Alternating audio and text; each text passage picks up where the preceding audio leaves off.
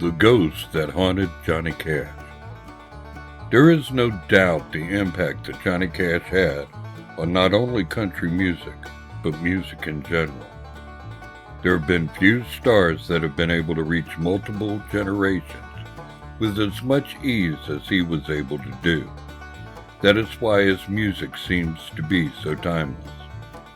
With his cover of Hurt by Nine Inch Nails, one of his last songs, he proved once again that he could cross genres with relative ease. In fact, his cover may prove to be even better than the original. There is no doubt that Cash had no problem with showing emotion in his voice. It was his ability to show emotion that enabled him to sing sad songs so well. This ability was born out of serious tragedies that he suffered throughout his life. One in particular was when he was 12 years old.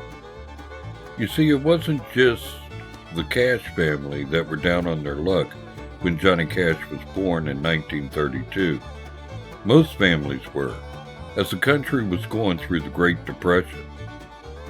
The Great Depression was a difficult time for families in general, and the Cash family was no exception. Johnny Cash's father was one of the lucky ones and was able to get work through one of the government programs at the time. The only catch was that they had to move from the family home.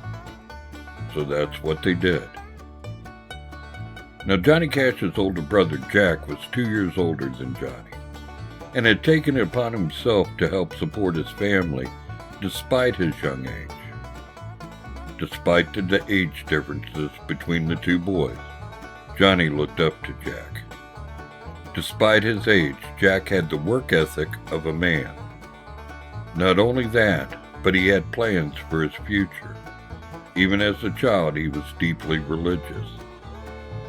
The Cash family speculated that Jack may have grown up to be a preacher if he hadn't died at the tragic age of 14. Now, the day he died started off for the Cash family as just another normal day. Johnny had plans to go on a fishing trip and wanted Jack to go with him. But Jack told him no, that there was wood that needed to be cut. Even the boy's mother tried talking Jack into taking the day off and going with his brother. Again, Jack said no. It was while cutting wood that Jack was involved in a terrible accident. He was pulled into an unguarded table saw. The saw cut through the middle of his body, but didn't kill him. He did, however, have to drag himself across the dirty shop floor for help, which may have led to an infection. He died a week later, and family members say the death totally changed Johnny Cash. He had been a fun-loving kid up until the accident. After the accident, however, that part of his personality was gone forever. After losing his brother, Johnny began looking more inward. Despite his age of 12, he threw himself into the arts, such as writing songs, stories, and drawing. He did this as a way to handle his grief. According to Joanne Cash, Johnny's sister, Johnny helped to dig his brother's grave. On the day of the funeral, he arose early and helped the graveyard workers in making a final resting place for Jack.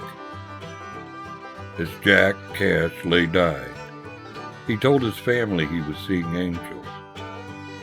Johnny had never been as religious as Jack, but some of it did rub off on him. Despite his brother's religious vision, Johnny Cash didn't turn towards Christianity right away. That would be some years later. Instead of asking himself, what would Jesus do? Johnny would ask himself, what would Jack do? Partly thanks to Jack Cash's influence, religion was a part of Johnny Cash's music and life. He even wrote a novel about the Apostle Paul in the 1980s and became an ordained minister in the 1970s after drug abuse nearly ended his career and his life.